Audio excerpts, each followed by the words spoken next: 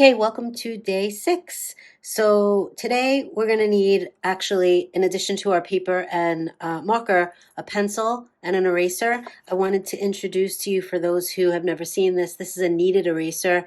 I've used this eraser since college, and this one, I can't even imagine how old it is. I'm not even kidding, probably over 15 years old. So a kneaded eraser, once you use one, you'll never go back to a regular eraser. I'll give you a little example real quick on one of my scrap pieces of paper. So if you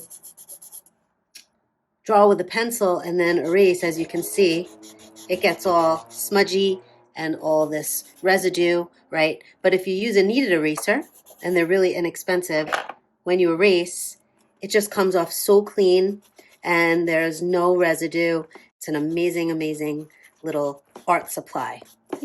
So that's what I'm using, but the tip of a regular eraser is just fine. As you can see, though, mine is kind of dirty, so I would kind of like wipe it off for a sec. And we're not going to use the pencil that much, but I made my shape of paper today in more of a landscape size. Portrait is when it's vertical, landscape is when it's horizontal. So it doesn't matter if you have a square page, but if you have like a 5x7 or an 8.5 by 11, just make it the landscape, which is horizontal. And then in the middle-ish, I'm just gonna make rectangular-ish shape in the middle. Because what we're gonna do today is we're gonna create a doodle with an intention. An intention is a word or a couple of words that you can kind of say in your mind, repeat, so that you can manifest it, so that it could really fill your body and all your cells with this word or a couple of words. Today we're going to try to stick to one word just to make it easy. That's going to be my first box in the middle of my page. And then we're just going to outline that.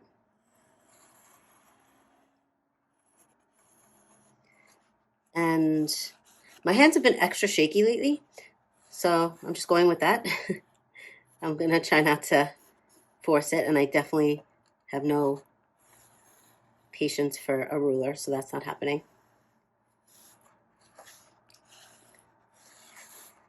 So now what I'm going to do is I'm only going to outline the inside box, and then we're going to keep the outside one in pencil for now. So you can do that along with me if you want. We're just going to outline this inside box.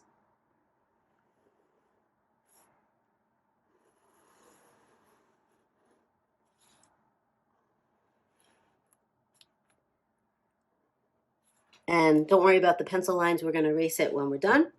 And now from here, what we're going to do is go back to some of the rainbow shapes that we did in the beginning of the week, but with a little twist.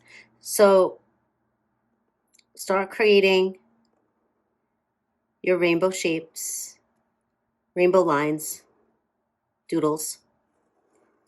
You can make them longer, you can make them shorter, and then when you're finished with one, you're just going to color in the first little bottom shape like that. And then you're just going to continue to overlap, repeat. You can start from here kind of like upside down on an angle and keep overlapping, and definitely okay to, if there's a little space in between, you can color that in. So I'm just going to start making these rainbow shapes all over my page, and you could do that as well. And then coloring in, and like I said, some lines will be closer together, some will be further apart.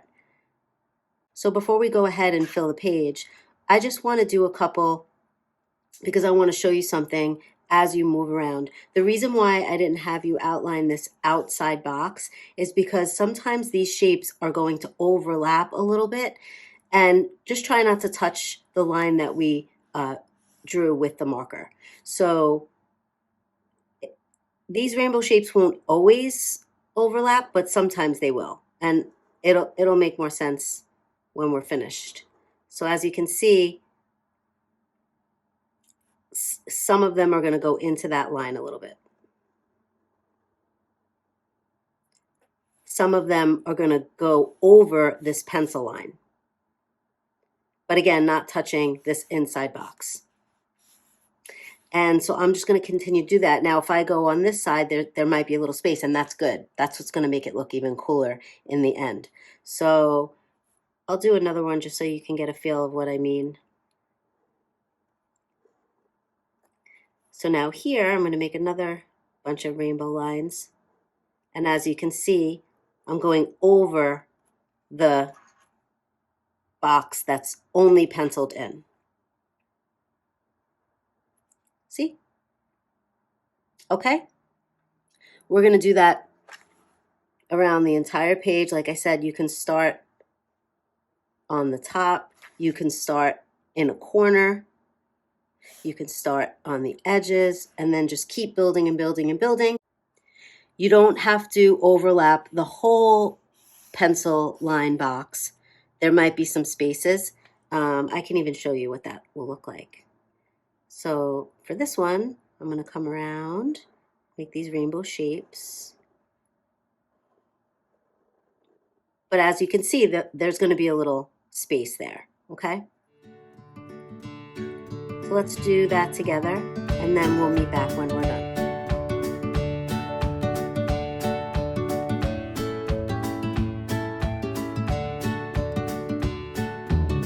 Okay, next step. So now let's outline the box that's just penciled in. And like I said, it's okay if there's some space because that will look really cool when we color it in. So I'm just going to come around and follow my pencil line to outline this box. And it doesn't have to be exact. I know I'm a broken record, but it really doesn't have to be. I feel like it looks better when it's not.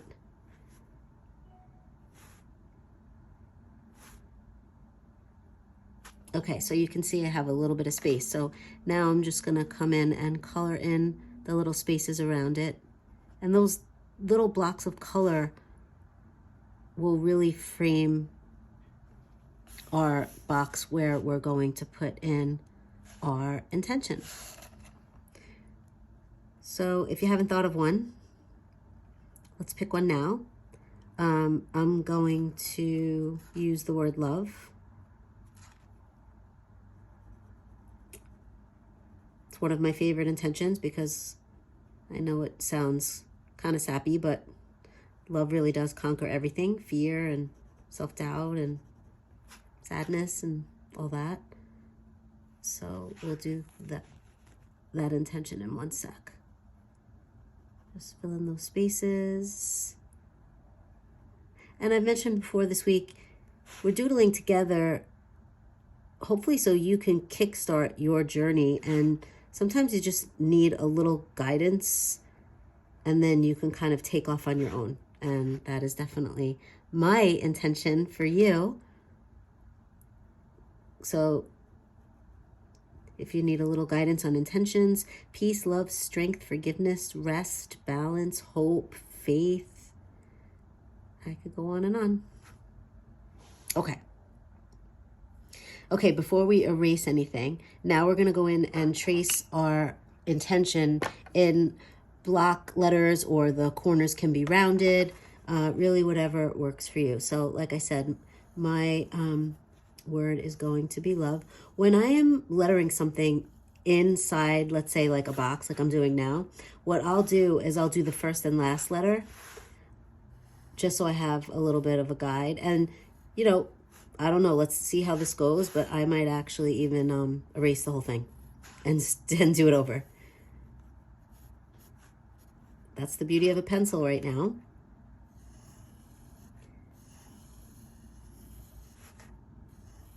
But again, I don't want to get too caught up in perfection. And it doesn't matter if the letters are perfect, and that will make sense in a second.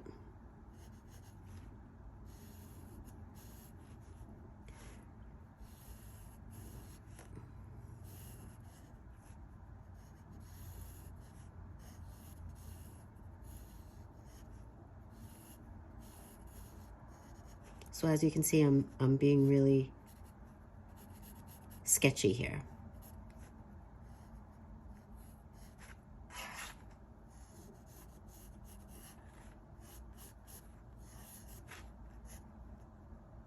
And the beauty of my kneaded eraser is all these pencil lines are gonna go away really, really easy.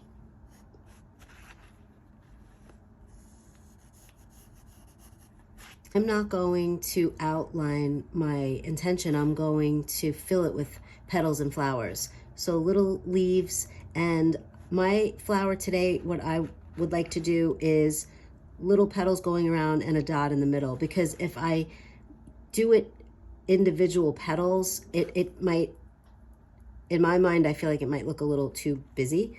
But you could do whatever you want. You could fill your letters in with stars, with circles, with lines going vertically or horizontally. That's totally up to you. I'm just gonna go around and do that. And then once you feel like you've picked a pattern, you can go with this one if you want. Of course, there's always gonna be some overlapping.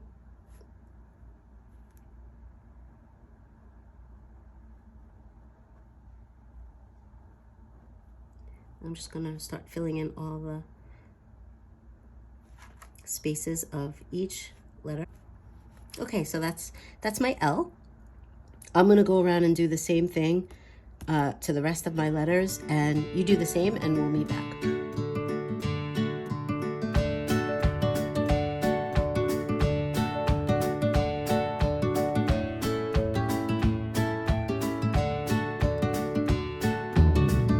Okay, so my love is in place, and now to finish up, what we're gonna do is around the outline of our intention and the outline of the page, we're just gonna do lines. I'm gonna keep my lines pretty close together so that there is a little bit of contrast. And I'm gonna go all the way around, and I'm gonna go all the way around this, this border as well. What I'm gonna do, and I just thought of this because I did little flowers and leaves, just in the corner of mine, I decided that I'm just gonna do a little flower shape here. Just color in the edges, and then I'm just gonna do 2 little leaves sticking out. And then I'm gonna do that in each corner. I don't know, just thought that would be cute. And sometimes I feel like things like that make the piece feel a little more cohesive because it ties into the flowers on my intention. I guess I'm just gonna do that first.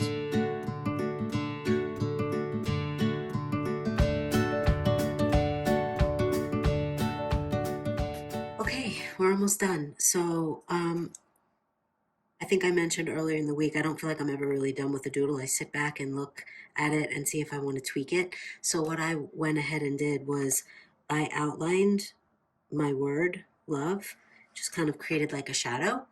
And then I'm looking back at the little flowers I did in the corners, and I'm just not really feeling them. So I don't know if you could see this, but I penciled out these little shapes here, and I'm going to color it in, kind of like when you have a scrapbook and you put those little corner thingies in. I thought that would look kind of cool. So I'm going to do that now. If you want to make any changes or tweaks to your doodle or add anything, do that now. And then when you feel like you're done, you're going to take your eraser and erase all your pencil lines, and we'll be back.